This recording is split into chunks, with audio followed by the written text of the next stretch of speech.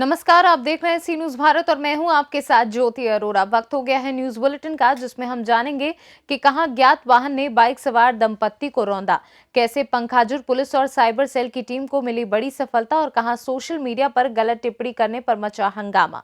इन सभी खबरों को जानेंगे विस्तार से, तो आइए नजर डालते हैं इस वक्त की बड़ी खबरों पे। आज दिनेश कुमार जौहरी ने अपने फेसबुक पर भाजपा मतदान को लेकर एक पोस्ट डाली थी, जहां कस्बे के ही मोहम्मद आरिफ, जिन्हें झोला छाप डॉक्टर बताया जाता, उन्होंने हिंदू देवी देवताओं पर अभद्र टिप्पणी करते हुए पोस्ट डाले, जिसमें गालियां भी थी। इसी को लेकर हिंदू संगठन कोतवाली पहुंचे, जहां हंगामा करते हुए कार्रवाई की मांग की गई। वहीं पुलिस ने टिप्पणी करने वाले शख्स को गिरफ्तार कर लिया है। दातागंज इंस्पेक्टर वीरपाल सिंह ने बताया कि आरोपी को गिरफ्तार कर लिया गया है, एफआईआर भी दर्ज की जा रही है। बदायूं से सी न्यूज संवाददाता ओमवीर की रिपोर्ट। बदायूं में अज्ञात वाहन ने बाइक सवार दंपत्ति को रौंद दिया। वहीं हादसे में पति की मौत हो गई, पत्नी गंभीर रूप से घायल है। पुलिस ने शव को पोस्टमार्टम के लिए भेज दिया है। बिलसी थाना क्षेत्र के नरैनी चौराहे का ये पूरा मामला है। बदायूं से सी न्यूज संवाददाता ओमवीर की रिपोर्ट। पंखाजुर पुलिस और साइबर सेल को बाइक चोर गिरोह को गिरफ्तार करने में महत्वपूर्ण सफलता मिली। बाइक चोरी करने और बेचने के मामले में पुलिस ने 11 आरोपियों को गिरफ्तार किया है। आरोपियों के कब्जे से कुल 5,10,000 रुपए कीमत के कुल 11 मोटरसाइकिल बरामद किए गए हैं। वहीं पेट्रोलिंग के दौरान पुलिस को सूचना मिली कि रजना गांव क्षेत्र से एक व्यक्ति चोरी की मोटरसाइकिल लेकर पंखाजुर थाना अंतर्गत बेचने के लिए ग्राहकों की तलाश कर रहा है। सूचना पर गवाहों की उपस्थिति में संदिग्ध व्यक्ति को घेराबंदी कर पुलिस ने गिरफ्तार किया। पूछताछ के दौरान आरोपी ने अपना नाम प्रकाश यादव बताया। वहीं मोटरसाइकिल चोर गिरोह का मास्टरमाइंड प्रकाश यादव इसके पूर्व शराब तस्करी के मामले में जेल जा चुका है और मोटरसाइकिल चोरी की पूरी योजना भी जेल में रहने के दौरान ही उसने बनाई थी। प्रकाश यादव ने बताया कि वो अपने साथियों के साथ मोटरसाइकिल चोरी कर उन्हें सस्ते दामों पर ग्राहकों को बेच देते थे और उन पैसों को अपनी मौज मस्ती, शराब पीने, जुआ खेलने और अपने दूसरे जरूरतों को पूरा करने के लिए इस्तेमाल करता था। फिलहाल पुलिस ने इसके खिलाफ अग्रिम कार्रवाई शुरू कर दी है। पुलिस को बहुत बड़ी सफलता मिली है, जिसमें काफ़ी सारी जो बाइक है बरामद हुई है। क्या जानकारी है? 9 जनवरी 2022 को हमारी टीम को सूचना मिली कि बाइक चोरों का एक गिरोह है जो मोटरसाइकिल चोरी करके पंखाजुर एरिया में खपा रहा है। तो इस सूचना पे इसको साइबर सेल और पुलिस के द्वारा डेवलप किया गया और ये कंफर्म हुआ कि पंखाजुर एरिया में ही विभिन्न जगह में इन्होंने खपाया है। तो सबसे पहले जो इस गिरोह का सरगना था प्रकाश यादव, उसको ट्रेस करके उसको पकड़ा गया। उसके कब्जे से एक मोटरसाइकिल बरामद की गई और उससे सख्ती से पूछताछ करने पर उसने फिर बाकी जहाँ उसने मोटरसाइकिल बेची थी वहाँ से बाकी अन्य जो 10 मोटरसाइकिलें वो बरामद की गई और इस तरह से ये कार्रवाई की गई है। सर, जो आरोपी है ये अंतर्राज्यीय है, छत्तीसगढ़ से? ये छत्तीसगढ़ में राजनांदगांव जिले का ही रहने वाला है। शराब तस्करी के मामले में ये जेल गया था और जेल में अपने अन्य साथियों के साथ में फिर ये बाइक चोरी करके ये राजनांदगांव वगैरह एरिया से चोरी करता था और आके इधर इंटीरियर एरिया में खपाने का इन्होंने वही योजना बनाई। तो इस तरह से उन्होंने अपना सर, मोटर व्हीकल्स का एक बहुत बड़ा चीज़ होता है जो दस्तावेज होते हैं, उसके किस हिसाब से इन लोगों ने खरीदा है? छत्तीसगढ़ से सी न्यूज संवाददाता शुभोपाय की रिपोर्ट।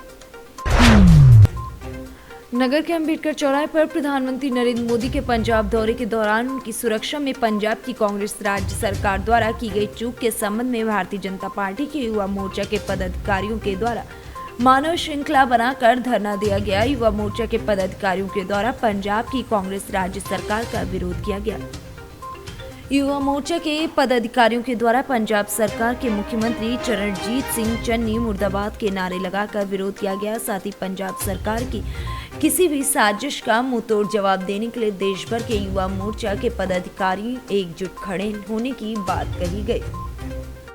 जैसा कि हम सबको विदित है, अभी कुछ दिन पहले पंजाब में माननीय प्रधानमंत्री नरेंद्र मोदी जी का एक सभा का आयोजन था और अमूमन ये होता है कि किसी भी सरकार को ये जानकारी होती है कि माननीय प्रधानमंत्री जी आपके क्षेत्र में कोई भी सभा का आयोजन करेंगे, उसके पूरा प्रोटोकॉल फॉलो होता है।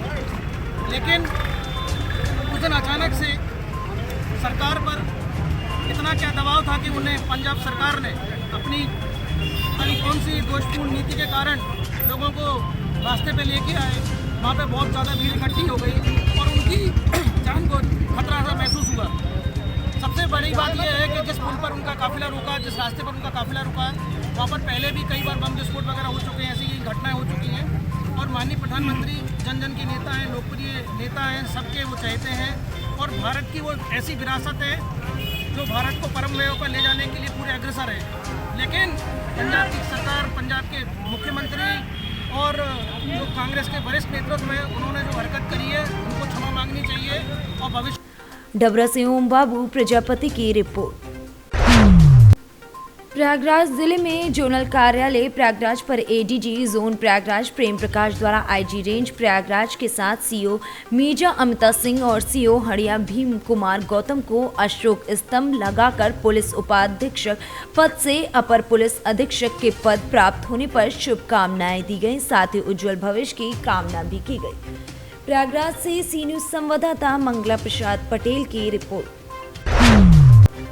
मामला जिले झांसी के थाना मोंड का है, जहां जिला ललितपुर के मडवारा की रहने वाली लड़की ने बताया कि मेरा भाई मेरे साथ गलत हरकत करना चाहता है। वह मेरे पिता मुझसे शराब बिकवाते हैं और मैं जिस लड़के से प्यार करती हूँ उसने जब मुझे शराब बेचने के लिए मना किया तो मेरे पिता ने जान से मारने की धमकी दी, जिसके चलते मैं घर छोड़कर भाग आई हूँ। यहाँ मोड़ थाने से मेरी दीदी के माता पिता मुझे लेने आए, पर मैं उसी लड़के से शादी करूँगी। रहने वाली हूँ मड़ावरा के जिला ललितपुर तहसील मड़ावरा। क्या क्या समस्या है आपकी? हमारे पापा हमें जान से मारने की धमकी दे रहे, हमसे शराब भिजवाते थे। और जब एक लड़के हमें पसंद आया उसने मना किया कि तुम शराब का धंधा मत अभी किया कहाँ करो। हो आप? कहाँ आई? अभी मैं कौन से थाने में आई? मोट थाने में और यहाँ आई। से आपको कौन ले जा रहा है? यहाँ से हमारे जीजा जी के मम्मी पापा ले जा रहे हैं। आपके मम्मी पापा क्यों नहीं आए? हमारी मम्मी बचपन में ही खत्म हो गई थी। हाँ। पापा क्या करवाते? पापा हमसे शराब का धंधा करवाते हैं। हमारे भैया एक बार गलत तरीके भी करना चाहते थे लेकिन कोई मान नहीं रहा है, सिर्फ झूठ कह रहे, झूठ बोल रही है, इसका मांड खराब है। और हमारी मैं सिर्फ उसी लड़के के साथ शादी कराना चाहती हूँ, लेकिन हमारे पापा उस लड़के को धमका रहे हैं कि तेरे को जान से मार डालूंगा, तुझे मार डालूंगा। कितनी हो गई? झांसी से सी न्यूज संवाददाता शुभम त्रिपाठी की रिपोर्ट।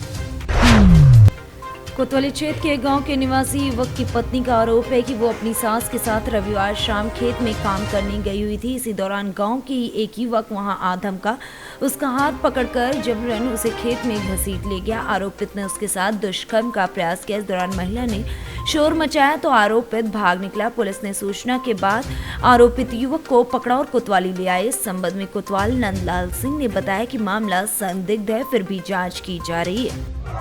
क्या मामला हुआ आपके साथ? मैं और मेरी मम्मी गई थी घास छीलने। हाँ मतलब वहीं साथ में दोनों लोग थी जी। मेरा पेट दर्द करने लगा। हाँ तो सरसों के खेत में गई, सोची हाँ। कि सरसों के खेत में बैठ जाए। हाँ। आजू बाजू में मतलब आदमी थे। हाँ तो सरसों मोड़ था, वहीं पर बैठे। जैसे सरसों के खेत में हिले वैसे मेरा मुंह दबाकर घसीट ले गए। घसीट ले गए? हाँ। गांव के ही लोग थे? हाँ गाँव के। एक व्यक्ति थे, कई लोग थे? एक ही लोग। एक ही लोग थे। हाँ। फिर आपके साथ दुराचार भी किया? हाँ। तो बेहोश हो गई मैं। आप बेहोश हो गई थी? हाँ। फिर आज उसी की तहरीर शिकायत लेकर थाने आई है। हाँ। तो ये घटना कब की है? कल कितने बजे? लगभग 4। शाम 4 बजे की। हाँ। तो शाम 4 बजे के आसपास बारिश हो रही थी? हाँ बारिश। उस टाइम की घटना है ये? हाँ। तो गांव से कितनी दूर पर ये घटना घटी है लगभग? मतलब नदी के। प्रतापगढ़ से सी न्यूज संवाददाता रोहित जायसवाल की रिपोर्ट। पट्टी ग्रामीण गांव की कुछ महिलाओं का आरोप था कि उनके बेनामी की जमीन से जबरन ग्राम प्रधान रास्ता बनवा रहे हैं। इसका विरोध करते हुए गांव की अमरावती प्रदीप कुमार व सुमित्रा देवी का कहना था कि 20 साल पहले उनका बेनामा है, इस पर न्यायालय से स्टे है। शिकायत पर पुलिस ने रास्ते का निर्माण रोकते हुए स्थलीय पैमाइश कराए जाने की बात कही। इसकी जानकारी पर सैकड़ों की तादाद में महिलाएं और पुरुष कोतवाली पहुंचकर विरोध जताने लगे। पुलिस ने ये बताकर उन्हें वापस कर दिया कि विवादित जमीन की राजस्व विभाग से पैमाइश के बाद ही स्थिति साफ होगी।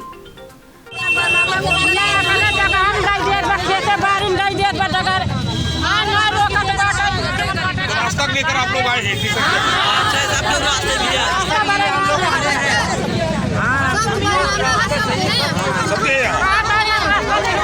सब सहमति से बन रहा है रास्ता। कौन बनने नहीं दे रहा है?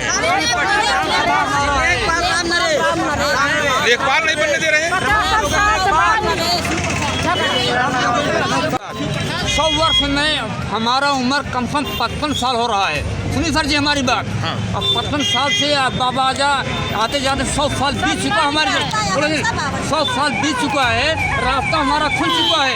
ये लोग पीढ़ी करके बनाना काहे लिखा है? रास्ता हमारा जब बन चुका था, आपने क्यों रास्ता बनाए? हमारे रास्ते में हम गरीब आदमी पीड़ित हो रहे हैं। बच्चे देखिए वहाँ पर परेशान हो रहे हैं। जी आप मौका देखिए, वहाँ सर जी गए थे, मौका देख आए हैं, उनसे पूछिए हमारी बात गलत हो हमको यहाँ को तो ले चलिए। हमको हम गरीब पीड़ित हूँ, उम्र हम बहुत पीड़ित हो। हमारे बच्चे देखिए सब खड़े हैं यहाँ पर, लड़के बच्चे हमारे देखिए आप, मैं पीड़ित हूँ। ये हम प्रतापगढ़ से सी न्यूज़ संवाददाता रोहित जायसवाल की रिपोर्ट।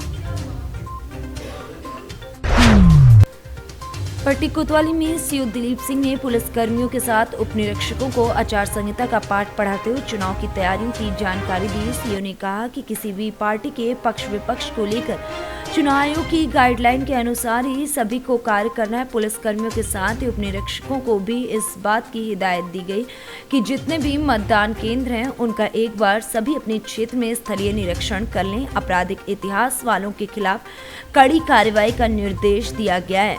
इस दौरान कोतवाली के सभी उप निरीक्षक व पुलिसकर्मी मौजूद रहे। प्रतापगढ़ से सी न्यूज़ संवाददाता रोहित जायसवाल की रिपोर्ट। प्रयागराज के नगर पंचायत फूलपुर फरीदाबाद में समाजवादी पार्टी के नवनियुक्त जिला उपाध्यक्ष नसीरुद्दीन राइन की अगुवाई में समाजवादी पार्टी के संस्थापक सदस्य व समाजवादी पार्टी के प्रदेश अध्यक्ष नरेश उत्तम पटेल के जन्मदिन के अवसर पर केक काटकर समाजवादी कार्यकर्ताओं ने गरीबों में कंबल व फल वितरण किया। और इस अवसर पर सपा जिला उपाध्यक्ष नसीरुद्दीन राइन ने कहा कि नरेश उत्तम पटेल गरीबों, किसानों, नौजवानों, छात्रों की लड़ाई सड़क से लेकर संसद तक आवाज उठाते रहे और उन्होंने समाजवाद के रास्ते डॉक्टर राम मनोहर लोहिया, जनेश्वर मिश्र और नेताजी के पद चिन्हों पर चलकर समाजवाद को मजबूती प्रदान करने में कोई कोर कसर नहीं छोड़ा है। प्रयागराज से सी न्यूज़ संवाददाता संतोष यादव की रिपोर्ट।